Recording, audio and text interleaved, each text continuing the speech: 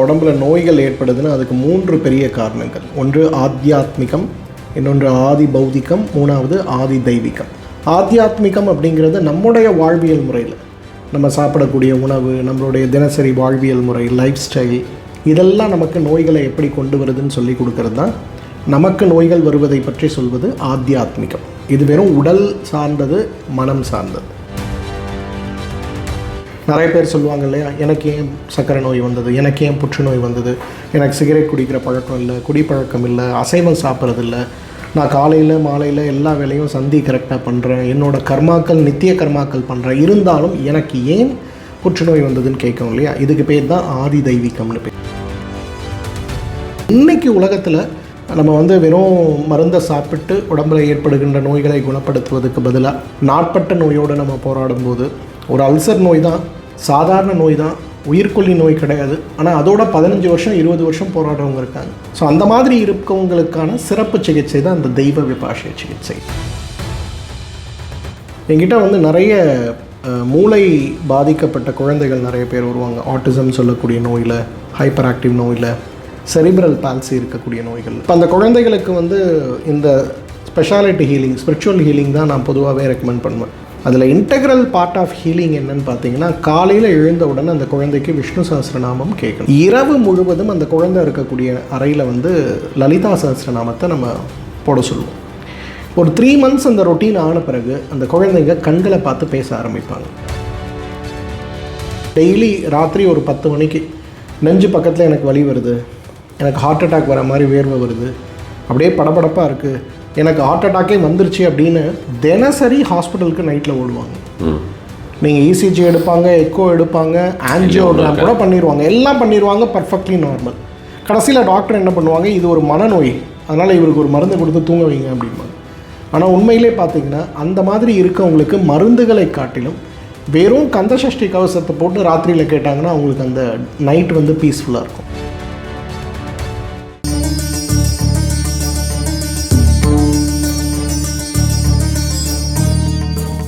நமசிவாய. இந்த ஜோதிஷம் ஆகட்டும், ஆயுர்வேதம் ஆகட்டும், இரண்டுமே உபவேதங்கள் என்று சொல்லக்கூடிய இந்த 4 வேதங்களை தவிர அது உபவேதங்கள் என்று சொல்லக்கூடிய வேதங்களில் உபவேதங்களாக வரக்கூடியது ஒரு சப்வேதாஸ் அப்படின்னு சொல்லக்கூடியது தான் ஜோதிஷம் ஆகட்டும், ஆயுர்வேதம் ஆகட்டும், இரண்டுமே அந்த வேதங்களில் சேர்த்தியான ஒரு விஷயம்தான். ஸோ இதில் அந்த ஆயுர்வேதம் அப்படின்றதுல ஸ்பிரிச்சுவாலிட்டி, ஆயுர்வேதத்துலேயும் சரி ஸ்பிரிச்சுவாலிட்டி, அதே போல் அந்த ஆன்மீகம் அப்படின்ற விஷயம், அதே போல் ஜோதிஷத்துலேயும் அந்த ஆன்மீகம் அப்படின்ற விஷயம் இரண்டுமே பார்த்தோம்னா பிரித்து பார்க்க முடியாத ஒன்று விஷயம்தான். அதில் இந்த ஆயுர்வேதம் அப்படின்ற ஒரு விஷயத்திலே இந்த ஸ்பிரிச்சுவாலிட்டியோட நிறைய ஆர்டிகல்ஸ், அதை பற்றின நிறைய ரிசர்ச் அப்படின்ற மாதிரியான விஷயங்கள், அதை பற்றி தொடர்ந்து வலியுறுத்தி கொண்டு வரக்கூடிய உங்களுக்கெல்லாம் ரொம்ப வெல் நோன் பர்சன் தான் வெல்னஸ் குருஜி என்று சொல்லக்கூடிய டாக்டர் கௌதமன் நம்முடன் இணைந்திருக்கிறார். இன்றைக்கி ஒரு நல்ல ஒரு கலந்துரையாடலாக இருக்க போகிறது. ஆயுர்வேதத்தில் டெய்லி நீங்கள் என்ன மாதிரியான விஷயங்கள் நோய் வராமல் இருப்பதற்கு செய்து கொள்ளலாம், அதை எப்படி நம்ம ஆன்மீகத்தோடு இணைத்துக் கொள்ள வேண்டும், இது மாதிரியான பல்வேறு விதமான விஷயங்களை நாம் கலந்துரையாட போகிறோம். ஸோ நமஸ்கார். வணக்கம் சார். யூஸ்வலாக அந்த ஜோதிஷம் அப்படின்ற விஷயத்தில் நமக்கு மெயினாக ஒரு ரெமெடி எடுக்கிறதே வாதம் பித்தம் கபத்தை வச்சு தான் நம்ம இந்த திரிதோஷத்தை வச்சு தான் நம்ம ரெமெடியை எடுப்போம். உதாரணத்துக்கு அந்த வாதம் அப்படின்ற மாதிரியான விஷயம் எடுத்தோம்னா ராகுக்கும் சனிக்கு உண்டான ஒரு விஷயம். யாராவது சென்ட்ரலாக வந்தாங்க ஏதாவது ஒரு விஷயம் அவங்களுடைய அந்த இண்டிகேஷன்ஸ் சொன்னாலே அதை வச்சு எது அவங்களுக்கு அஃப்ளிக்ட் ஆயிருக்கு அப்படின்ற மாதிரியான விஷயத்த நம்ம சொல்லிட முடியும். ஸோ பேசிக்காக ஒரு சில விஷயங்கள் இந்த ஆயுர்வேதத்தை பற்றி ரொம்ப பேசிக் விஷயங்கள் தெரிஞ்சிருக்கு, அதை படிச்சிருக்கேன், அதை பற்றி கொஞ்சம் ஒரு சில பதிவுகள் கூட கொடுத்துருக்கேன். அதே போல் பார்த்தோம்னா நமக்கு அந்த திரிகுணாஸ் என்று சொல்லக்கூடியது, அதையுமே நான் அதில் ரொம்ப வலியுறுத்தி சொல்லக்கூடிய ஒரு விஷயமாக தான் கொண்டிருக்கிறது. பல காலங்களாகவே 10-15 வருஷத்துக்கு மேலேயாகவே அந்த ஃபுட் ஹேபிட்ஸ் அப்படின்ற மாதிரியான விஷயத்தில் அதில் அந்த திரிகுணாஸையும் நம்ம சொல்கிறது. இப்போ இந்த ஆயுர்வேதத்தில் நம்ம 3 levels அப்படின்ற மாதிரியான யுக்தி பிரஷயா பஷ்ரயா, அதுக்கப்புறம் சத்வவஜயா என்று சொல்லுவார்கள் அல்லவா, அதுக்கப்புறம் தெய்வ வியாபர்ஷயா அப்படின்ற மாதிரியான விஷயமாக சொல்லுவாங்க. Correct me if I am wrong. அதில் அந்த மாதிரி இருக்கக்கூடிய அந்த 3 லெவலில் நான் நிறைய பார்த்துருக்கேன் சார், நிறைய பேரோட பார்த்துருக்கேன். பார்த்ததில் பார்த்தோன்னா வெறும் வீடியோஸ் பார்த்ததில்லை, நிறைய பேர் கூட இன்ட்ராக்ட் பண்ணுறதாகட்டும், அவங்களோட ஆர்டிகல்ஸ் ஆகட்டும், அவங்க ஜென்ரலாக அவங்கள போய் மீட் பண்ணுறது அப்படின்ற மாதிரியான விஷயங்களாகட்டும், ஓவராலாக பார்த்ததில் அந்த முதல் 2 விஷயத்தை பலருமே பண்ணுறாங்க. அந்த யுக்தி அப்படின்ற மாதிரியான விஷயத்தை பொறுத்த வரைக்கும் நமக்கு இந்த பஞ்சகர்மா ட்ரீட்மெண்ட்ஸ், அதர் திங்ஸ் அதெல்லாம் அதுக்குள்ளே வரும் இல்லையா. ஸோ அடுத்ததாக பார்த்தோன்னா சத்வவஜயாங்கிறது மைண்ட் ரிலேட்டட் இஷ்யூஸு அந்த மாதிரியான விஷயத்தில் வரும். அடுத்தது அந்த தெய்வ வியாபர்ஷயா என்ற விஷயத்தை யாருமே தொடுவதில்லை. கண்டிப்பாக அதை தொட வேண்டிய ஒரு விஷயமாக தான் நம்ம வந்து ஆயுர்வேதத்தில் கொடுக்கப்பட்டிருக்கிறதாக நான் அறிகிறேன். ஸோ அதை தொட்டது வந்து நான் பார்த்த வரைக்கும் நீங்கள் மட்டும்தான். ஸோ அது எப்படி அந்த மாதிரியான ஒரு இன்க்ளினேஷன் உங்களுக்கு வந்தது அப்படின்றது மாதிரி? பொதுவாக வந்து நம்ம உடம்புல நோய்கள் ஏற்படுதுன்னா அதுக்கு 3 பெரிய காரணங்கள். ஒன்று ஆத்தியாத்மிகம், இன்னொன்று ஆதி பௌதிகம், மூணாவது ஆதி தெய்வீகம். ஆத்தியாத்மிகம் அப்படிங்கிறது நம்முடைய வாழ்வியல் முறையில் நம்ம சாப்பிடக்கூடிய உணவு, நம்மளுடைய தினசரி வாழ்வியல் முறை, லைஃப் ஸ்டைல், இதெல்லாம் நமக்கு நோய்களை எப்படி கொண்டு வருதுன்னு சொல்லி கொடுக்கறது தான் நமக்கு நோய்கள் வருவதை பற்றி சொல்வது ஆத்தியாத்மிகம். இது வெறும் உடல் சார்ந்தது, மனம் சார்ந்தது. அதுக்கடுத்து வர்றது ஆதி பௌதிகம்னு சொல்லுவோம். மழைக்காலம், குளிர்காலம், கோடைக்காலம், விபத்துகள், தொற்றுகள், இதெல்லாம் நமக்கு வரதை நம்ம ஆதி பௌதிகம்னு சொல்லுவோம். இந்த 3வது வகை தான் ரொம்ப முக்கியமானது, ஆதி தெய்வீகம்னு சொல்லுவோம். ஆதி தெய்வீகம்னு எல்லாமே நம்ம சரியாக பண்ணுறோம், டாக்டர் சொல்கிற அட்வைஸ் ஃபாலோ பண்ணுறோம், டயட் இருக்கும், எக்ஸசைஸ் இருக்கும், நல்ல பழக்கம், நல்ல குணம் எல்லாமே வச்சுருக்கோம், இருந்தாலும் நமக்கு நோய் வருது. நிறைய பேர் சொல்லுவாங்க இல்லையா, எனக்கு ஏன் சர்க்கரை நோய் வந்தது, எனக்கு ஏன் புற்றுநோய் வந்தது, எனக்கு சிகரெட் குடிக்கிற பழக்கம் இல்லை, குடிப்பழக்கம் இல்லை, அசைவம் சாப்பிட்றதில்ல, நான் காலையில் மாலையில் எல்லா வேலையும் சந்தி கரெக்டாக பண்ணுறேன், என்னோடய கர்மாக்கள் நித்திய கர்மாக்கள் பண்ணுறேன், இருந்தாலும் எனக்கு ஏன் புற்றுநோய் வந்ததுன்னு கேட்கணும் இல்லையா. இதுக்கு பேர் தான் ஆதி தெய்வீகம்னு பேர். இப்போ அந்த ஆதி தெய்வீகம் அப்படின்னு வரும்போது அந்த இடத்துல தான் நம்ம சத்வாவஜயம் சொல்லக்கூடிய மனசையும் சரி, ஹேத்து விபரீதமாக நம்ம செய்யக்கூடிய யுக்தி விபாஷய சிகிச்சையும் சரி, அதையும் மீறி வரக்கூடியது தான் தெய்வ விபாஷய சிகிச்சைன்னு சொல்லக்கூடிய ஸ்பிரிச்சுவல் ஹீலிங். இந்த ஸ்பிரிச்சுவல் ஹீலிங் அப்படிங்கிறது 4 விஷயங்களை உள்ளடக்கியது. மணி, மந்திர, ஔஷத, தியானம். மணிங்கிறது நம்ம ஜெம்ஸ்டோன்னு சாதாரணமாக சொல்கிறோம், ஆனால் நோய்களை குணமாக்குவதற்கு அந்த பர்டிகுலர் டைமில் நீங்கள் சொல்கிற மாதிரி மெடிக்கல் ஆஸ்ட்ராலஜிக்கல் ஆஸ்பெக்டில் அது என்ன இருக்குங்கிறத பார்த்து அதற்கு ஏற்றாற் போல் சொல்லுவது. 2வது மந்திரம். அதுவும் அந்த நேரங்களில் அவங்களுக்கு இருக்கக்கூடிய கிரகாச்சாரங்களை பொறுத்து எந்த மந்திரங்களை கேட்கணும், எந்த மந்திரங்களை சொல்லணும், எவ்வளோ நாளைக்கு சொல்லணும், எத்தனை முறை சொல்லணும்னு நம்ம புரிஞ்சுக்கிறது. அதுக்கப்புறம் தான் ஔஷதம். ஸோ தெய்வ விபாஷய சிகிச்சையில் மருந்துகள் அப்படிங்கிறது முதலிடத்தில் கிடையாது. மணி, மந்திரம், ஔஷதம், கடைசியாக வரக்கூடியது தான் தியானம். இன்றைக்கு சென்ற பிறவியில் நாம் கொண்டு வரக்கூடிய கடன்களும் சரி, இந்த பிறவியில் நாம் செய்யக்கூடிய தவறுகளும் சரி, கர்ம வினைகளால் நமக்கு வரக்கூடிய நோய்களையும் சரி நம்ம சீராக்கணும், குணப்படுத்தணும்னா அந்த இடத்துல தியானத்துடைய பங்கு. ஸோ தெய்வ விபாஷய சிகிச்சை இன்றைக்கி வந்து ரொம்ப முக்கியமான ஒரு இடத்துல இருக்குது. ரீசன் என்னென்னா, மருத்துவர்களும் சரி, மருந்துகளும் சரி, ஒரு அளவுக்கு மேலே மனிதர்களுக்கு ஹெல்ப் பண்ணுறது கிடையாது. இது நம்ம வந்து ஒரு ஆயுர்வேத மருத்துவராக மட்டும் இல்லை, இன்றைக்கி மாடர்ன் மெடிசன்லேயே ரொம்ப தெளிவாக இருக்காங்க. சில இடத்துல தீராத நோயோடு வரக்கூடியவங்க மிராக்குலஸாக குணமாகிறத நம்ம பார்க்கணும். சில இடத்துல சாதாரண காய்ச்சலோட வரவங்க உயிருக்கு போராடக்கூடிய நிலைக்கு போய் உயிரிழப்பு ஏற்படுறதையும் பார்க்கணும். ஸ்டாட்டிஸ்டிக்ஸ்லாம் முன்னாடி கிடையாது. இன்றைக்கி மெடிக்கல் ஸ்டாட்டிஸ்டிக்ஸை பார்க்கும்போது காய்ச்சலோடு வந்து இறந்து போகிறவங்களும் இருக்கான், புற்றுநோயோடு வந்து குணமாகிறவங்களும் இருக்காங்க. அப்போ தான் நம்மளோட மெடிக்கல் கம்யூனிட்டி இப்போ என்ன பண்ணியிருக்காங்கன்னா, எய்ம்ஸில் தெய்வ விபாஷய சிகிச்சைக்காக தனி டிபார்ட்மெண்ட்டே ஓப்பன் பண்ணியிருக்காங்க. எப்படி ஸ்பிரிச்சுவல் ஹீலிங் ஒரு மனிதனோட ஆரோக்கியத்தை மேம்படுத்த முடியுங்கிறத இன்றைக்கி சயின்டிஃபிக்காக அப்ரோச் பண்ண ஆரம்பிக்கிறாங்க. இங்கே வரத்துக்கு முன்னாடி கூட இப்போ ஒரு போஸ்ட் நான் எழுதிட்டு இருந்தேன், எப்படி சவுண்ட் வேவ்ஸ் வந்து ஒரு மனிதனோட ஜெனட்டிக் லெவல்ஸில் சேஞ்சஸை கொண்டு வர முடியும்னு ஒரு ஆராய்ச்சி லண்டன்லேருந்து வந்திருக்கு.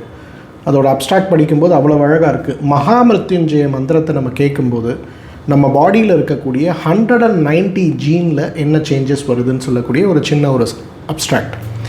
அப்போனா தெய்வ விபாஷய சிகிச்சை சயின்டிஃபிக்காக இன்றைக்கு ப்ரூவ் பண்ணப்பட்டிருக்கு அப்படிங்கிறது தான் அர்த்தம். ஸோ இன்றைக்கி உலகத்தில் நம்ம வந்து வெறும் மருந்தை சாப்பிட்டு உடம்பில் ஏற்படுகின்ற நோய்களை குணப்படுத்துவதுக்கு பதிலாக நாட்பட்ட நோயோடு நம்ம போராடும்போது, ஒரு அல்சர் நோய் தான், சாதாரண நோய் தான், உயிர்கொல்லி நோய் கிடையாது, ஆனால் அதோட 15 வருஷம் 20 வருஷம் போராடுறவங்க இருக்காங்க. ஸோ அந்த மாதிரி இருக்கவங்களுக்கான சிறப்பு சிகிச்சை தான் அந்த தெய்வ விபாஷய சிகிச்சை. ஸ்பிரிச்சுவல் ஹீலிங் அப்படிங்கிறது வெறும் மருந்துகள் கிடையாது, மணி, மந்திர, ஔஷத, தியானம் 4 விஷயங்களையும் ஒருங்கிணைத்து.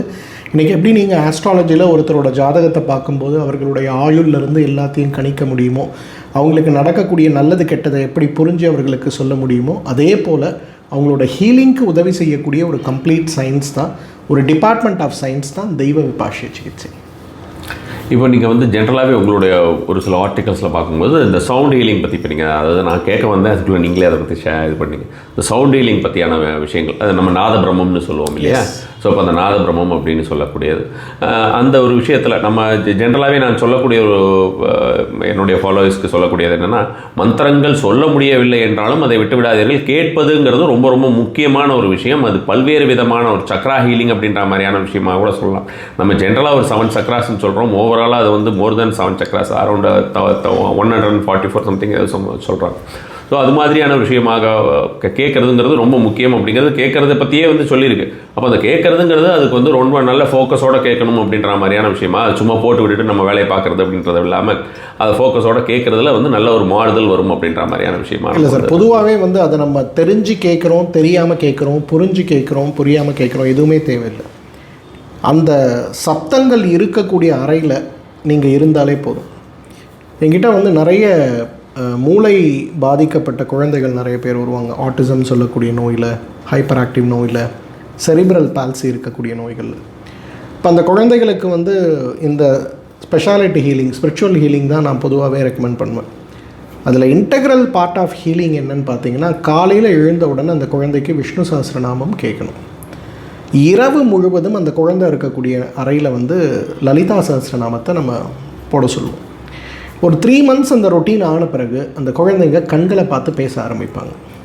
பொதுவாக அந்த குழந்தைங்களுக்கு நீங்கள் பேர் சொன்னால் தெரியாது, நீங்கள் யாருன்னு தெரியாது. அவங்க அம்மாவோ அப்பாவோ யாரோ ஒருத்தரை மட்டும் அவங்களால ஐடென்டிஃபை பண்ண முடியும். மற்றபடி உலகத்தில் இருக்கவங்க யாருமே அவங்களால புரிஞ்சிக்க முடியாது, அவங்கள நினைவுலையும் வச்சுக்க முடியாது.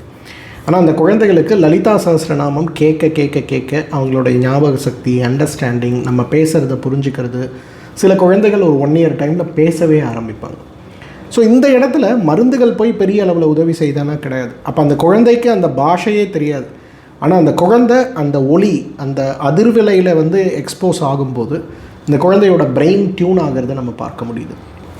இதே போல் தான் ஆங்ஸைட்டி நியூரோசிஸ்ன்னு ஒரு நோய் சொல்லுவோம். அதாவது டெய்லி ராத்திரி ஒரு 10 மணிக்கு நெஞ்சு பக்கத்தில் எனக்கு வலி வருது, எனக்கு ஹார்ட் அட்டாக் வர மாதிரி வேர்வை வருது, அப்படியே படபடப்பாக இருக்குது, எனக்கு ஹார்ட் அட்டாக்கே வந்துருச்சு அப்படின்னு தினசரி ஹாஸ்பிட்டலுக்கு நைட்டில் ஓடுவாங்க. நீங்கள் இசிஜி எடுப்பாங்க, எக்கோ எடுப்பாங்க, ஆன்ஜியோகிராம் கூட பண்ணிடுவாங்க, எல்லாம் பண்ணிடுவாங்க, பர்ஃபெக்ட்லி நார்மல். கடைசியில் டாக்டர் என்ன பண்ணுவாங்க, இது ஒரு மனநோய், அதனால் இவருக்கு ஒரு மருந்து கொடுத்து தூங்க வைங்க அப்படிம்பாங்க. ஆனால் உண்மையிலே பார்த்தீங்கன்னா அந்த மாதிரி இருக்கவங்களுக்கு மருந்துகளை காட்டிலும் வெறும் கந்தசஷ்டி கவசத்தை போட்டு ராத்திரியில் கேட்டாங்கன்னா அவங்களுக்கு அந்த நைட் வந்து பீஸ்ஃபுல்லாக இருக்கும். ஸோ அந்த மாதிரி அதிர்வலைகள் நம்ம இருக்கக்கூடிய வந்து நைட் மட்டும் தான் பீஸ்ஃபுல்லாக இருக்குமா, அது அந்த ஓவரால் அந்த டிஸார்டர் போயிடுமா? அந்த டிஸார்டரே குறைய ஆரம்பிக்கும். அந்த பய உணர்வு, அந்த இடத்துல இருக்கக்கூடிய அன்வான்ட் வேகஸ் நர்வோட ஸ்டிமுலேஷன் குறைய ஆரம்பிக்கும் போது அவங்க கொஞ்சம் கொஞ்சமாக நார்மலாக ஆரம்பிப்பாங்க. ஏன்னா அவங்களுக்கு பிரச்சனை என்னென்னா டே டைமில் எதுவுமே வராது, ராத்திரி 11லேருந்து 2க்குள்ளே தான் அந்த ப்ராப்ளமே வரும். ஸோ அப்போ இந்த அதிர்வலைகளை கேட்கும்போது, அந்த அதிர்வலைகளை எக்ஸ்போஷர் ஆகும்போது, இதில் ஒரு பியூட்டி என்னென்னா, இந்த நோயோடு வரக்கூடியவர்கள் நிறைய பேர் வந்து இஸ்லாமிய மதத்தவர்கள். ஓகே. அவங்க இரவு நேரங்களில் சாப்பிட்ற அசைவ உணவு இது கான்ட்ரிபியூட் பண்ணும். அது நோய் பேர் இன்னொரு சொல்லுங்கள். ஆங்ஸைட்டி நியூரோசிஸ்ன்னு சொல்லுவோம். ஓகே. அதாவது பதட்டத்தினால் வரக்கூடிய உடல் நோய்கள் போன்று தோற்றமளிக்கும். உங்களுக்கு திடீர்னு பக்கவாதம் வந்த மாதிரி இருக்கும், பதட்டமாயிருவீங்க, மூச்சு விட முடியல, உடனே ரூமில் கதவெல்லாம் திறங்க, எல்லாரும் வாங்க, தண்ணி கொடுங்க, எல்லாம் பண்ணுங்கன்னு. ஒரு ஹார்ட் அட்டாக் வந்தால் எப்படி இருக்குமோ டிப்பிக்கலாக அது இருக்கும். ஆனால் உங்களுக்கு இதய நோய் கிடையாது. அந்த பய உணர்வு, படபடப்பு உங்களுக்கு அதை ஏற்படுத்தும். அதுக்கு பேர் ஆங்ஸைட்டி நியூரோசிஸ்ன்னு பேர். ஸோ இந்த மாதிரி நிறைய நோய்கள் இன்றைக்கு வெறும் மருந்து மாத்திரைகளில் மட்டும் இல்லை, பஞ்சகர்ம சிகிச்சைகளில் மட்டும் இல்லை, இன்றைக்கு ஸ்பிரிச்சுவல் ஹீலிங்கில் ரொம்ப பெரிய அளவு குணமாகிறத பார்க்கலாம். இப்போ நீங்கள் இதில் வந்து இஸ்லாமியர்கள் இதுக்கு அதிகமாக வராங்க அப்படின்ற மாதிரியான விஷயம் சொல்ல வந்து அதுக்குள்ள தான் நான் வந்து இஸ்லாமியர்கள் இதை ஏன் குறிப்பாக சொல்கிறேன்னா, நான் 100 பேர் ஆங்ஸைட்டி நியூரோசிஸில் பார்த்தேன்னா அதில் 35 பேர் வந்து இஸ்லாமியர்களாலாம் இருக்காங்க. பட் அவங்களும் நிறைய மருந்துகள் எல்லாம் கேட்பாங்க. பட் முடியலன்னு சொல்லி இந்த ஸ்பிரிச்சுவல் ஹீலிங் ப்ராசஸை பற்றி சொல்லும்போது அவங்க வீட்டில் அவங்களும் கந்தசஷ்டி கவசத்தை கேட்டு குணமாகிறத நம்ம பார்க்கணும். ஸோ இதில் மொழி, நம்பிக்கை, புரிதல், நீங்கள் சொல்ல வேண்டியது எதுவுமே அவசியம் கிடையாது. அந்த அதிர்வலைகள் இருக்கக்கூடிய இடங்களில் மட்டும் நீங்கள் இருந்தீங்கன்னா போதும், உங்களோட ஹீலிங் தானாகவே நடக்கும். ஓகே. இப்போ முதல்ல நம்ம வந்து பேசும்போது நம்ம வந்து விஷ்ணு சஹஸ்ரநாமம், லலிதா சஹஸ்ரநாமம் பற்றி, அதுக்கு நம்ம வந்து ஒரு ஜோதிஷ ரீதியாக, ஒரு வேதாந்த ரீதியாக எடுத்தோம்னா நிறைய ரெமிடிஸ் அந்த விஷ்ணு சஹஸ்ரநாமத்தினாலையும் லலிதா சஹஸ்ரநாமத்திலையும் ஏகப்பட்ட விஷயங்கள் சொல்ல முடியும். இப்போ நம்ம வந்து இந்த பர்டிகுலராக நீங்கள் சொன்னது வந்து அந்த குழந்தைகளுக்கு வரக்கூடிய ஒரு விஷயம் அப்படின்ட்டு, ஏன் காலையில் விஷ்ணு சஹஸ்ரநாமம், நைட் லலிதா சஹஸ்ரநாமம் அப்படி ஏதாவது டிஃப்ரென்ஸ் இருக்காங்கிறது தெரிஞ்சுக்கிறது ஒன்று. இன்னொன்று வந்து பார்த்தோம்னா இது வந்து இந்த ஹைப்பர் ஆக்டிவிட்டிக்கும் இது வந்து ஹெல்ப் பண்ணுமா? இதே சேம் கைண்ட் ஆஃப். ஸோ இது ஏன் காலையில் வந்து விஷ்ணு சஹஸ்ரநாமம் அப்படின்னு கேட்கும்போது, காலையில் மூலாதார சக்கரத்தை ஆக்டிவேட் பண்ணுறதுக்கு விஷ்ணு சஹஸ்ரநாமம் மிகப்பெரிய ஒரு மருந்து. இது வந்து சயின்டிஃபிக்கலி ப்ரூவன் தியரி. நம்ம எய்ம்ஸ்லேயே வந்து அதே போல் national institute of mental health and neurological சயின்சஸ்ன்னு சொல்லிட்டு நிமான்ஸ்ன்னு சொல்லி பெங்களூரில் அவங்களும் இதில் நிறைய ரிசர்ச் பண்ணியிருக்காங்க. மனநோய்களை இது எப்படி மாற்றுது, அந்த மனநோய்கள் இருக்கக்கூடிய அந்த பிரெயின் ஃப்ரீக்வன்சி இவங்க கேட்கும்போது எப்போ மாற்றுது, எப்படி மாற்றுதுங்கிற ஒரு சயின்ஸ் ரிசர்ச்சோட அடிப்படை தான் இது. இது நானாக டிசைட் பண்ணதில்லை.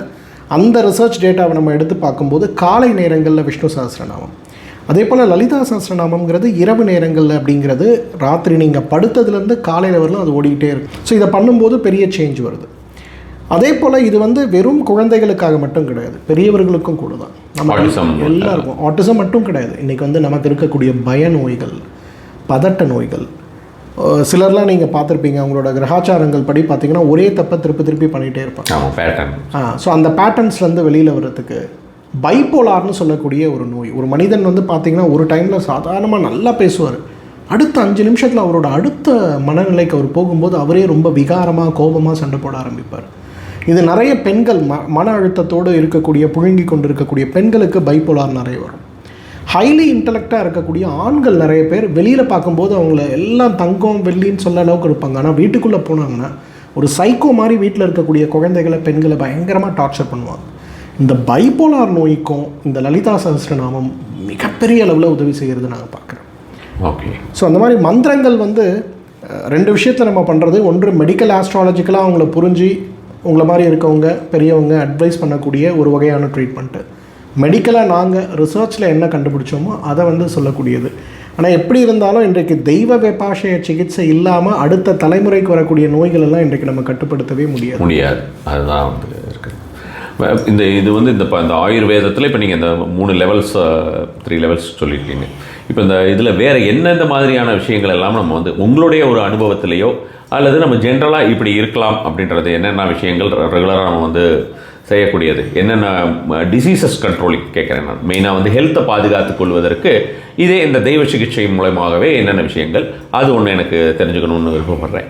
இன்னொன்று வந்து பார்த்தோம்னா நம்ம வந்து சொல்லும்பொழுது ஜென்ரலாக சொல்லக்கூடிய ஒரு விஷயம் என்னென்னா மணிமந்திர ஔஷதம் அப்படின்னு சொல்லக்கூடியது ஜென்ரலாக இருக்கக்கூடிய ஒரு விஷயம். ஒரு காலத்திலலாம் வந்து பார்த்தோம்னா அந்த ஜோதிஷம் அப்படின்றதும் வைத்தியர் அப்படின்றதும் 2 பேரும் டிஃப்ரெண்ட்டாக இருக்க மாட்டாங்க, ஒரே ஆள் நபராக தான் இருப்பார்கள். அதுக்கப்புறம் அது கொஞ்சம் கொஞ்சமாக பிரிந்து என்ன ஆச்சுன்னா அந்த வந்து வைத்தியர் அப்படின்றது ஒரு பாட்டில் வந்து பார்த்தோம்னா வைத்தியர் அவர் வந்து அந்த மாந்திரிகம் அப்படின்ற மாதிரியான விஷயம். மாந்திரிகமே கூட வந்து பார்த்தோம்னா இப்போ இந்த வித்வேஷனம் எல்லாம் உடலில் இருக்கக்கூடிய நோய்களை பிரித்து எடுக்கக்கூடிய ஒரு விஷயமாக தான் இருந்து வந்தது. அதை வெவ்வேறு விதமாக அதை வந்து மாற்றி கொண்டு போயாச்சு. அடுத்ததாக வந்து நம்ம வந்து இப்போ லேட்டஸ்ட்டாக நம்ம வந்து எடுத்து பார்த்தோம்னாலுமே எல்லாருக்கும் அந்த ஒரு மாந்திரிகம் அப்படின்றது தாந்திரிகம் இந்த மாதிரியான விஷயங்களுக்கு எல்லாமே வந்து வேறு மாதிரியான அர்த்தங்கள் கற்பித்து விட்டு நிறைய ரியல் மீனிங் அப்படின்றது நிறைய பேருக்கு தெரியாத ஒரு சூழ்நிலையில் அந்த மாதிரியான நபர்கள் வந்து விட்டார்கள் வச்சுக்கோங்களேன். அதுதான் எனக்கு தெரிய வேண்டியது. இப்போ நம்ம வந்து ஆயுர்வேதம் அப்படின்றதும் தெய்வீகம் அப்படின்றது நம்ம தனித்தனியாக பிரித்து பார்க்க வேண்டிய ஒரு அவசியம் கிடையாது. ஜோதிஷமுமே அப்படி தான்.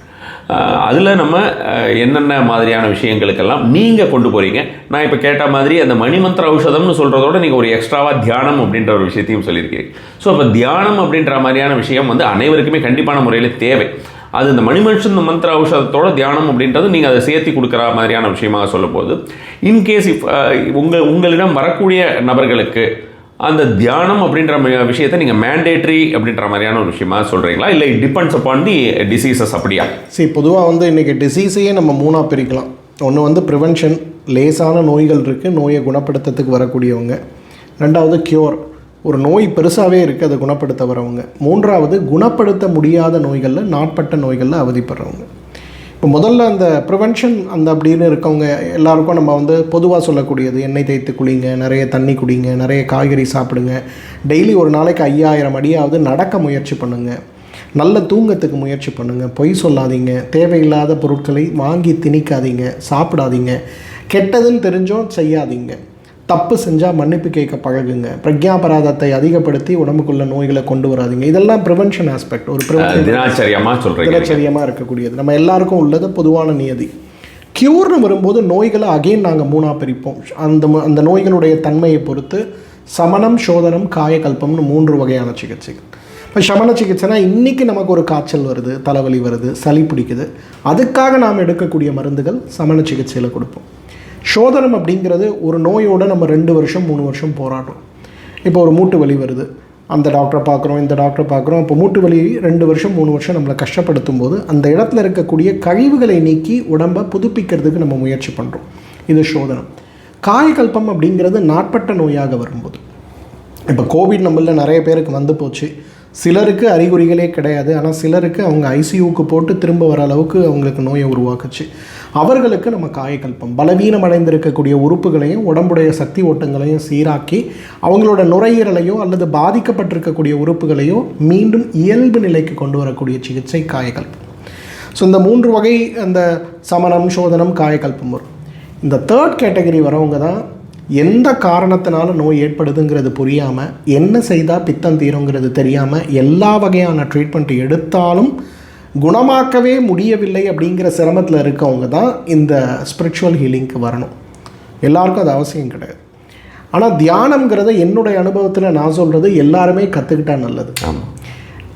நம்ம பட்டினத்தார் சொல்கிற மாதிரி, இறந்த பிணத்தை கண்டு இறக்க போகின்ற பிணங்கள் அழுகின்றன அப்படின்னு சொல்கிற மாதிரி, இன்றைக்கி வந்து ஒரு இதய நோயாளியை பார்த்து நம்ம பரிதாபப்படுறோம், ஆனால் நமக்கு இதய நோய் வராமல் இருக்குமாங்கிற ஒரு புரிதல் நமக்கு கிடையாது.